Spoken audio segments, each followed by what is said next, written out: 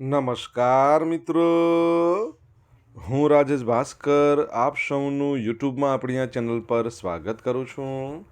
મિત્રો, આજે આપણે તારીખ 23 માર્ચ 2025ના કેટલાક મોસ્ટ ઇમ્પોર્ટન્ટ કરંટ અફેર અને અગાઉની પરીક્ષામાં પૂછાયેલા કેટલાક ઇમ્પોર્ટન્ટ પ્રશ્નો વિશે ડિટેલમાં ચર્ચા કરીશું, જે આપને આવનારી પરીક્ષા માટે ખૂબ જ ઉપયોગી સાબિત થશે. તો મિત્રો, આપ આ ચર્ચા સાથે જોડાઈ રહેજો અને વિડીયોને પહેલેથી લઈને છેલ્લે સુધી પૂરેપૂરો જોવાનો આગ્રહ રાખજો. તો ચલો મિત્રો, શરૂ કરીએ. શરૂઆત કરતાં પહેલાં જણાવી દઉં કે જો તમારે આપણી આ યુટ્યુબ ચેનલને સબસ્ક્રાઈબ કરવાનું બાકી હોય તો ચેનલને સબસ્ક્રાઈબ કરજો, નોટિફિકેશન બેલ આઇકોનને પ્રેસ કરીને, અને જો તમને વિડીયો પસંદ આવે તો વિડીયોને લાઈક કરજો અને તમારા જેટલા પણ મિત્રો છે એ બધા મિત્રો જોડે આ વિડીયોની લિંકને શેર કરજો. તો શરૂઆત કરીએ. સૌપ્રથમ જોઈશું અગાઉની પરીક્ષામાં પૂછાયેલા મહત્ત્વના દિવસો, જેના જવાબો તમારે મને કમેન્ટ બોક્સમાં લખીને જણાવવાના છે.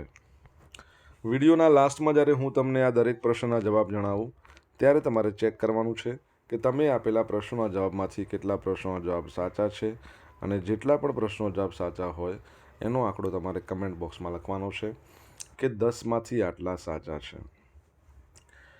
ડેલી જીકે ટેસ્ટમાં આપણે રોજ 10 પ્રશ્નો પૂછે છે, જેમાંથી 5 પ્રશ્નો મહત્ત્વના દિવસોના છે. બાકીના જે 5 પ્રશ્નો છે એ ગુજરાતના ઇતિહાસના પ્રશ્નો છે. તો તમે તમારા આન્સર આપવાની છે કમેન્ટ બોક્સમાં, અને હું આજના કરંટ અફેરનો પ્રથમ પ્રશ્ન છે એની શરૂઆત કરું છું.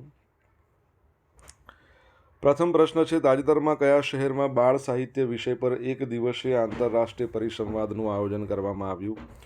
તો જવાબ આવશે ગાંધીનગર ખાતે. કઈ જગ્યાએ? ગાંધીનગર ખાતે. તો તાજેતરમાં Children's Research University, Indian Council of Social Science Research અને સેન્ટ્રલ યુનિવર્સિટી ઓફ ગુજરાત, તો આ ત્રણના સંયુક્ત ઉપક્રમે સાંસ્કૃતિક સમન્વય વૈશ્વિક પ્રવેશ દ્વાર તરીકે બાળ સાહિત્ય વિષય પર એક દિવસીય આંતરરાષ્ટ્રીય પરિસંવાદનું આયોજન આપણા ગુજરાતના જે રાજ્ય શિક્ષણ મંત્રી છે શ્રી પ્રફુલભાઈ પાનસેરિયા એમની અધ્યક્ષતામાં કરવામાં આવ્યું હતું. આ પરિસંવાદમાં ઇંગ્લેન્ડ, અમેરિકા, નેપાળ, પોલેન્ડ જેવા દેશની યુનિવર્સિટીના પ્રોફેસરો છે તેઓ વર્ચ્યુઅલ માધ્યમથી જોડાઈને પોતાના દેશની સંસ્કૃતિ અને બાળ સાહિત્ય શિક્ષણ અંગે ચર્ચા કરાઈ હતી. આ આંતરરાષ્ટ્રીય પરિસંવાદનો મુખ્ય ઉદ્દેશ શું છે? તો સર્વાંગી બાળ વિકાસમાં બાળ સાહિત્યની ભૂમિકા વિશે ચર્ચાને મંચ પૂરો પાડવાનો, અને આ ઉપરાંત રાષ્ટ્રીય અને આંતરરાષ્ટ્રીય સ્તરે વિવિધ યુનિવર્સિટીઓ વચ્ચે સંશોધન આધારિત શૈક્ષણિક સહયોગ વધારવાનો છે. આ પરિસંવાદમાં દેશ વિદેશના તજજ્ઞો, સંશોધકો એમના દ્વારા બાળ સાહિત્યને લગતા વિવિધ વિષયો પર રિસર્ચ પેપર રજૂ કરવામાં આવ્યા હતા.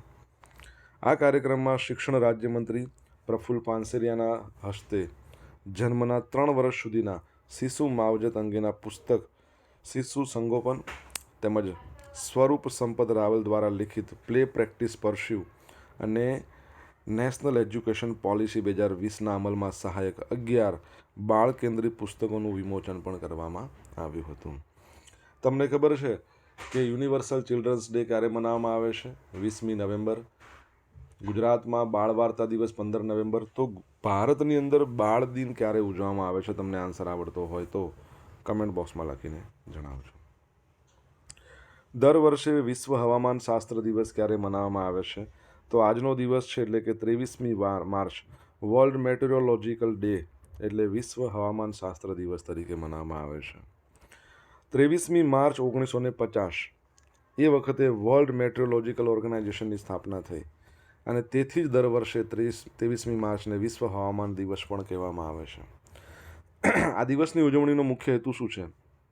કે લોકોને હવામાન અને તેમાં થતા ફેરફારોના કારણોથી માહિતીગાર કરવાનો છે. વર્લ્ડ મેટ્રોલોજીકલ ઓર્ગેનાઇઝેશન વિશ્વ હવામાન દિવસની ઉજવણીમાં મહત્વપૂર્ણ ભૂમિકા ભજવે છે.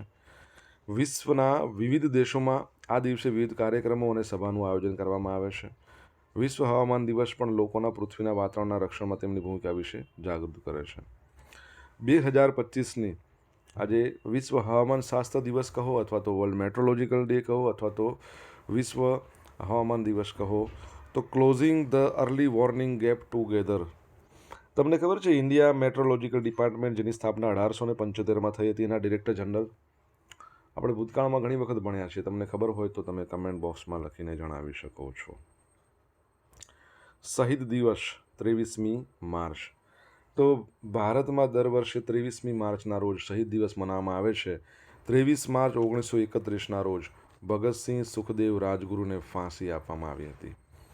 તેમણે જાહેર સુરક્ષા અને વેપાર વિતરણ બિલના વિરોધમાં સેન્ટ્રલ એસેમ્બલીમાં બોમ્બ ફેંક્યા, જે બાદ તેમની ધરપકડ કરવામાં આવી હતી અને ફાંસીની સજા આપવામાં આવી હતી. આ ત્રણેયની શહાદતને શ્રદ્ધાંજલિ આપવા માટે દર વર્ષે 23 માર્ચના રોજ શહીદ દિવસ મનાવવામાં આવે છે. તમને ખબર છે બીજો પણ એક શહીદ દિવસ ભારતમાં મનાવવામાં આવે છે. કઈ તારીખે મનાવવામાં આવે છે? જો તમને ખબર હોય તો તમે કમેન્ટ બોક્સમાં લખીને જણાવી શકો છો. ઇંગ્લેન્ડમાં કબડ્ડી વિશ્વકપ 2025નો પ્રારંભ થયો છે. 7 દિવસ સુધી ચાલનારી ટુર્નામેન્ટમાં યુકેના વેસ્ટ મિડલેન્ડ્સ ક્ષેત્રમાં બર્મિંગહમ, કોવેન્ટ્રી, વોલ્સહોલ અને વોલ્વરહેમ્પ્ટનમાં 60થી વધુ મેચ રમાશે. પુરુષ વર્ગમાં 10 ટીમો ભાગ લેશે. તેમને 2 બરાબર સમૂહ એ અને બીમાં વહેંચવામાં આવશે. ગ્રુપ એમાં Hungary, Poland, Germany, America. Group બીમાં Bharat, Italy, Scotland, Wales, Hong Kong, ચીન. બીજી તરફ મહિલાઓના વર્ગમાં 6 ટીમને ડી અને ઈ ગ્રુપમાં વહેંચવામાં આવી છે. ભારત, વેલ્સ અને પોલેન્ડ સાથે ગ્રુપ ડીમાં સ્પર્ધા કરશે. વિશ્વ કબડ્ડી દ્વારા આયોજિત આ બીજો કબડ્ડી વિશ્વકપ છે. બરાબર છે. તમને ખબર છે રિસન્ટલી આપણે ભણ્યા હતા કે ખોખોનો વર્લ્ડ કપ યોજાયો, જેમાં ભારત જીત્યું મહિલા કેટેગરીમાં અને પુરુષ કેટેગરી બંનેમાં નેપાળને હરાવીને. પરંતુ આ વર્લ્ડ કપ છે એનું આયોજન કયા દેશમાં થયું હતું એ તમારે જણાવવાનું છે કમેન્ટ બોક્સમાં લખીને. મિત્રો, વિડીયો પસંદ આવ્યો હોય, ભણવાની મજા આવી હોય તો વિડીયોને લાઇક કરો. તમારા મિત્રો જોડે વિડીયોની લિંકને શેર કરજો. આપણી બંને યુટ્યુબ ચેનલ રાજેશ ભાસ્કર 2 બંનેને સબસ્ક્રાઈબ કરો, નોટિફિકેશન બેલ આઇકોનને પ્રેસ કરીને. જો તમારે ડેલી કરંટ અફેરની પીડીએફ જોઈતી હોય તો આપણી ટેલિગ્રામ ચેનલને જોઈન કરો. ડેલી કરંટ અફેરની પીડીએફ તમને મળશે બિલકુલ ફ્રીમાં. સાથે સાથે તમને પોલ્સ પણ રમવા મળશે. યુકે સંસદના હાઉસ ઓફ કોમન્સ ખાતે આયોજિત પ્રતિષ્ઠિત સમારોહમાં લાઈફ ટાઈમ એચિવમેન્ટ એવોર્ડ મેળવનાર પ્રથમ ભારતીય કોણ બન્યા છે? તો જવાબ આવશે ચિરંજીવી. કોણ છે ચિરંજીવી? સાઉથના મેગાસ્ટાર, તેલુગુ. તો મેગાસ્ટાર ચિરંજીવીને બ્રિજ ઇન્ડિયા દ્વારા 19 માર્ચના રોજ યુકે સંસદના હાઉસ ઓફ કોમન્સ ખાતે યોજાયેલા પ્રતિષ્ઠિત સમારોહમાં લાઈફ ટાઈમ એચિવમેન્ટ એવોર્ડથી સન્માનિત કરવામાં આવ્યા. આ સાથે ચિરંજીવી આ ઐતિહાસિક સન્માન મેળવનાર પ્રથમ ભારતીય બન્યા છે. તેમના ભાઈ અને આંધ્રપ્રદેશના ડેપ્યુટી સીએમ પવન કલ્યાણ એમણે આ સિદ્ધિ બદલ એમને અભિનંદન પાઠવ્યા છે. બ્રાઇડ ઇન્ડિયા નામની એક અગ્રણી સંસ્થાએ ચિરંજીવીને પહેલી વખત લાઈફ ટાઈમ એચિવમેન્ટ એવોર્ડથી સન્માનિત કર્યા. આ એવોર્ડ અભિનેતાને સિનેમા, જાહેર સેવા, પરોપકાર એમાં તેમના યોગદાન બદલ આપવામાં આવ્યો છે. તમને ખ્યાલ હોય તો ભૂતકાળમાં આપણે ભણ્યા હતા કે ચિરંજીવીને એક એવોર્ડ આપવામાં આવ્યો હતો. બરાબર છે. કયો એવોર્ડ આપવામાં આવ્યો તો તમને યાદ હોય તો તમે કમેન્ટ બોક્સમાં લખીને જણાવી શકો છો.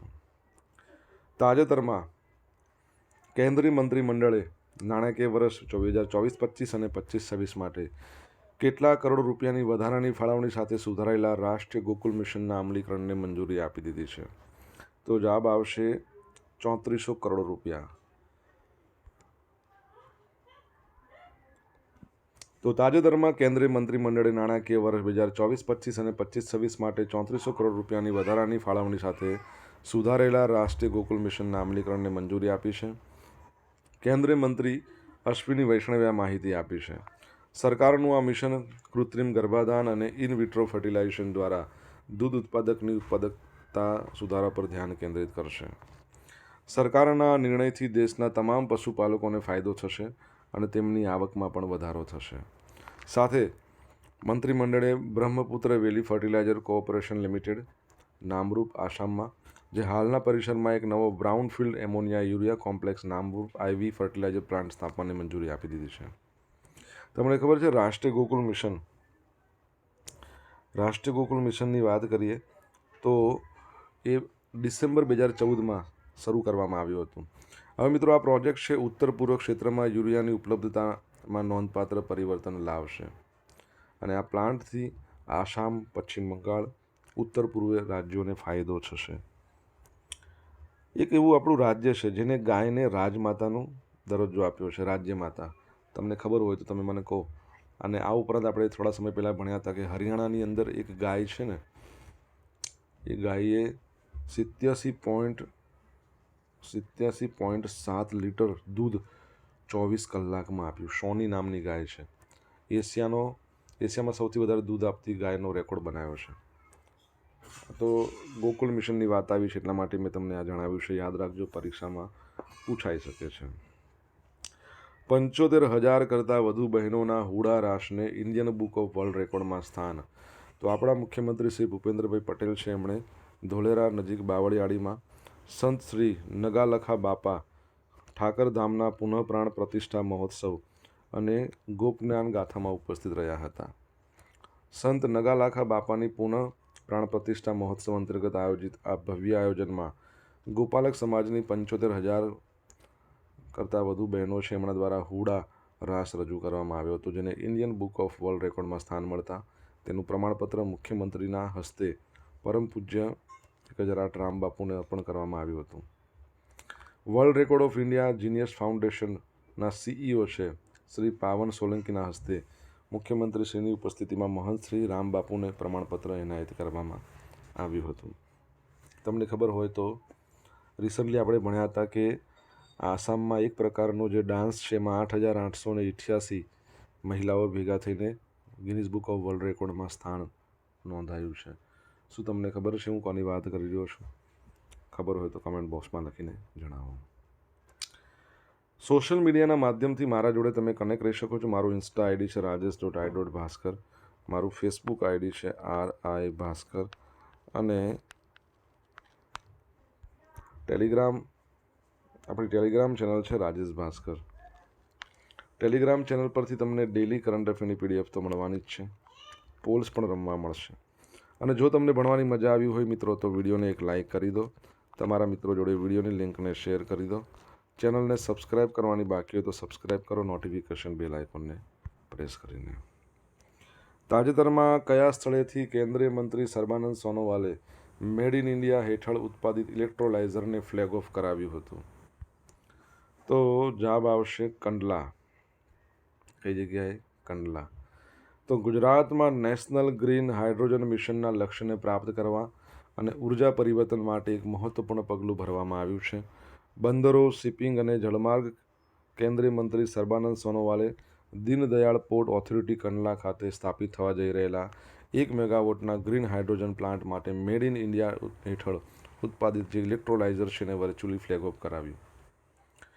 મેડ ઇન ઇન્ડિયા પહેલ પ્રત્યે પ્રતિબદ્ધતા દર્શાવતા L&Tએ ફક્ત 3 જ મહિનામાં, બહુ ઓછો સમય કહી શકાય, તો આટલા ઓછા સમયમાં રેકોર્ડ કહી શકે આ સમયમાં 1 મેગાવોટ ઇલેક્ટ્રોલાઇઝરનું સફળતાપૂર્વક ઉત્પાદન કર્યું. અને આ જે ઇલેક્ટ્રોલાઇઝર છે ને એ કોઈ પણ ગ્રીન હાઇડ્રોજન પ્લાન્ટનું સૌથી મહત્વપૂર્ણ ઘટક છે. બરાબર છે. ગ્રીન હાઇડ્રોજન પ્લાન્ટ જુલાઈ 2025 સુધીમાં સંપૂર્ણ રીતે કાર્યરત થવાનું લક્ષ્ય રાખવામાં આવ્યું છે. હવે આની જે અંદાજિત ઉત્પાદન ક્ષમતા છે ને એ 1 કલાકમાં 18 કિલો ગ્રીન હાઇડ્રોજન, દર વર્ષે આશરે 80 થી 90 ટન જેટલો ગ્રીન હાઇડ્રોજન બરાબર છે ઉત્પન્ન થશે. આનાથી દીનદયાળ પોર્ટ જે ટ્રસ્ટ છે એ કંડલા, જે દેશનું પ્રથમ એવું બંદર બનશે જ્યાં બંદરના પરિસરમાં જ સ્વદેશી ઇલેક્ટ્રોલાઇઝરનો ઉપયોગ કરીને કાર્યરત ગ્રીન હાઇડ્રોજન પ્લાન્ટ સ્થાપિત કરવામાં આવ્યો હોય. આ સુવિધામાં જે ઉત્પાદિત ગ્રીન હાઇડ્રોજન છે એનો ઉપયોગ ફ્યુઅલ સેલ દ્વારા સ્વચ્છ ઉર્જા ઉત્પન્ન કરવા માટે કરવામાં આવશે, જે બંદર પર સ્વનિર્ભર પર્યાવરણને અનુકૂળ પાવર સોલ્યુશન માટે માર્ગ મોકળો કરશે. તમને ખબર હોય તો ભારતની અંદર હાઇડ્રોજન સંચાલિત એક કાર હતી જે લોન્ચ કરી હતી, એનું નામ તમને ખબર હોય તો તમે કહો. વિશ્વમાં સૌપ્રથમ હાઇડ્રોજન સંચાલિત ટ્રેનનો કાફલો શરૂ કર્યો હતો જર્મની, એશિયામાં ચાઇનાએ શરૂ કર્યો હતો, ભારતમાં હરિયાણામાં જીંદમાં શરૂ થશે, આ યાદ રાખજો. અમદાવાદ રિવરફ્રન્ટ ખાતે ફિટ ઇન્ડિયા અંતર્ગત સાયક્લોથોન યોજાઈ ગઈ. તો અમદાવાદ રિવરફ્રન્ટ છે ત્યાં ફિટ ઇન્ડિયા અંતર્ગત સાયક્લોથોનનું આયોજન કરવામાં આવ્યું. રિવરફ્રન્ટ વલ્લભ સદન ખાતેથી શરૂ કરવામાં આવેલી આ સાયક્લોથોનમાં કેન્દ્રીય રમતગમત મંત્રી ડૉક્ટર મનસુખ માંડવિયા ઉપસ્થિત રહ્યા હતા અને મોટી સંખ્યામાં શહેરીજનો જોડાયા હતા. આખા દેશમાં મેદસ્વીતાની સામે લડવા ફિટ ઇન્ડિયા અંતર્ગત 5,000થી વધુ કાર્યક્રમો યોજાયા હતા. હાલમાં સન્ડે ઓન સાયકલ આવું કલ્ચર આખા દેશમાં વિકસ્યું છે. તમને ખ્યાલ હોય તો રિસન્ટલી ભણ્યા હતા ફિટ ઇન્ડિયા કાર્નિવલ નવી દિલ્હીમાં, જે આ પ્રકારનું પ્રથમ ઇવેન્ટ છે એનું આયોજન કરવામાં આવ્યું. બરાબર છે. એમાં ફિટ ઇન્ડિયા આઇકોન કોણે ઘોષિત કરવામાં આવ્યા, તમને ખબર હોય તો તમે કમેન્ટ બોક્સમાં લખીને જણાવી શકો છો. હવે મિત્રો જોઈશું અગાઉની પરીક્ષામાં પૂછાયેલા મહત્વના દિવસોના પ્રશ્નો. પહેલો પ્રશ્ન છે, આંતરરાષ્ટ્રીય મહિલા દિવસની ઉજવણી દર વર્ષે ક્યારે થાય છે? 8મી માર્ચે. રાષ્ટ્રીય મહિલા દિવસ 13 ફેબ્રુઆરી. બાળ દિન તરીકે કોનો જન્મદિવસ ઉજવાય છે? તો આપણા ભારતના પ્રથમ પ્રાઇમ મિનિસ્ટર જવાહરલાલ નહેરુ. કયા વર્ષથી 10 ડિસેમ્બરે માનવ અધિકાર દિવસ ઉજવાય છે? 1950. 8મી મેને કયા દિવસ તરીકે ઉજવવામાં આવે છે? તો રેડ ક્રોસ દિવસ, વિશ્વ રેડ ક્રોસ દિવસ. 1 ડિસેમ્બરે કયા દિવસની ઉજવણી કરવામાં આવે છે? તો world AIDS day. Acquired immune deficiency syndrome, HIV નામનો વાયરસ, હ્યુમન ઇમ્યુનોડિફિશિયન્સી વાયરસ, અને એલિશા નામનો ટેસ્ટ કરાવવો પડે એના માટે. હવે મિત્રો જોઈશું અગાઉની પરીક્ષામાં પૂછાયેલા ગુજરાતના ઇતિહાસના પ્રશ્નો. પહેલો પ્રશ્ન, વિવેકાનંદ શિલા સ્મારક કયા રાજ્યમાં આવેલું છે? તો તમિલનાડુ. આ તમને ખબર હોય છે, વિવેકાનંદ શિલા સ્મારક એટલે એ જ વિવેકાનંદ રોક મેમોરિયલ ત્યાંથી લઈને તમિલનાડુના કન્યાકુમારીમાં, ત્યાંથી લઈને સંત અને કવિ તિરુવલ્લુવરની મૂર્તિ છે બંને વચ્ચે જોડતો ભારતનો પ્રથમ સમુદ્રની ઉપર કાચનો બ્રિજ બન્યો છે. આપણે એવું ભણ્યા હતા. જય હિન્દ સૂત્ર કયા રાજનેતાએ આપ્યું છે? તો સુભાષચંદ્ર બોઝ. ભારત આઝાદ થયું તે સમયે અંગ્રેજી શાસનના છેલ્લા ગવર્નર જનરલ કોણ હતા? તો લોર્ડ માઉન્ટબેટન. ભારતના કયા હિન્દુ રાજા ભાલાથી વિશે જાણીતા છે? મહારાણા પ્રતાપ. ભારતની આઝાદીના આંદોલન દરમિયાન અંગ્રેજોને ક્વિટ ઇન્ડિયા સૂત્ર કયા નેતાએ આપ્યું હતું?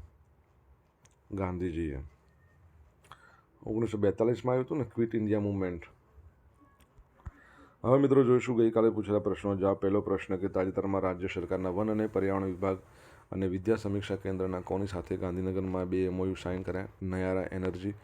તાજેતરમાં કોણે 15મી હોકી ઇન્ડિયા સિનિયર મહિલા રાષ્ટ્રીય ચેમ્પિયનશિપ 2025 જીતી છે? તો ઝારખંડે જીતી છે. આજે પૂછેલા પ્રશ્નોના જવાબ જોઈ લઈએ. પહેલો પ્રશ્ન શું પૂછ્યો હતો? ભારતમાં બાળ દિન ક્યારે મનાવવામાં આવે છે? 14મી નવેમ્બર. કોનો જન્મદિવસ? જવાહરલાલ નહેરુ, આપણા ભારતના પ્રથમ વડાપ્રધાન. ઇન્ડિયા મેટ્રોલોજીકલ ડિપાર્ટમેન્ટના ડિરેક્ટર જનરલનું નામ શું છે? તો મૃત્યુંજય મહાપાત્રા. ત્રીજા નંબરનો પ્રશ્ન, શહીદ દિવસ ભારતમાં 30 જાન્યુઆરીના રોજ પણ ઉજવવામાં આવે છે. ગાંધીજીની હત્યા કરવામાં આવી હતી 30 જાન્યુઆરી 1948માં. પ્રથમ ખોખો વર્લ્ડ કપ કઈ જગ્યાએ યોજાયો હતો? ભારતમાં, અને ભારતે જ જીતી લીધો છે. 5મા નંબરનો પ્રશ્ન, ચિરંજીવીને ગિનીઝ બુક વર્લ્ડ રેકોર્ડથી એટલે ગિનીઝ બુક એવોર્ડથી નવાજવામાં આવ્યા હતા. 6થો પ્રશ્ન, ગાયને રાજમાતા ઘોષિત કોણે કર્યું હતી? મહારાષ્ટ્રે. 7મા નંબરનો પ્રશ્ન, ઝુમ્મુર કરીને જે ડાન્સ છે એમાં 8,888 મહિલાઓ ભેગા થઈને રેકોર્ડ કર્યો હતો. હાઇડ્રોજન સંચાલિત ભારતની પ્રથમ કાર ટોયોટા મિરાઈ. 9મા નંબરનો પ્રશ્ન, ફિટ ઇન્ડિયા મુવમેન્ટ એના જે આઇકોન, ફિટ ઇન્ડિયા આઇકોન કોને ઘોષિત કરવામાં આવ્યા છે? આયુષ્યમાન ખુરાના. બરાબર, આ યાદ રાખજો. હવે મિત્રો જોશું ગઈકાલના કરંટ અફેરમાંથી પૂછેલા કેટલાક ઇમ્પોર્ટન્ટ પ્રશ્નો જેના જવાબો તમારે કમેન્ટ બોક્સમાં લખવાના. પહેલો પ્રશ્ન, તાજેતરમાં કોના દ્વારા કેલોરેક્સ ફ્યુચર ટેક લેબનું ઉદ્ઘાટન કરવામાં આવ્યું? સેકન્ડ પ્રશ્ન, તાજેતરમાં આવેલા વર્લ્ડ હેપીનેસ ઇન્ડેક્સમાં ભારત કયા સ્થાન પર છે? જો જવાબ આવડે તો કમેન્ટ બોક્સમાં લખીને જણાવજો. તો મિત્રો આ હતા આજના દિવસના કેટલાક મોસ્ટ ઇમ્પોર્ટન્ટ કરંટ અફેર. સાથે આપણે જોયું અગાઉની પરીક્ષામાં પૂછાયેલા ઇમ્પોર્ટન્ટ પ્રશ્નો એના જવાબોની સાથે. આશા રાખું બધાને ભણવાની મજા પડી હશે. મજા પડી હોય તો વિડીયોને લાઇક કરો, તમારા મિત્રો જોડે વિડીયો લિંકને શેર કરો. આપણી બંને યુટ્યુબ ચેનલ રાજેશ ભાસ્કર 2ને સબસ્ક્રાઇબ કરો, નોટિફિકેશન બેલ આઇકોનને પ્રેસ કરીને. તો મિત્રો thank you so much for watching this video. Have a nice day. Jai Hind, જય ભારત, જય જય ગરવી ગુજરાત.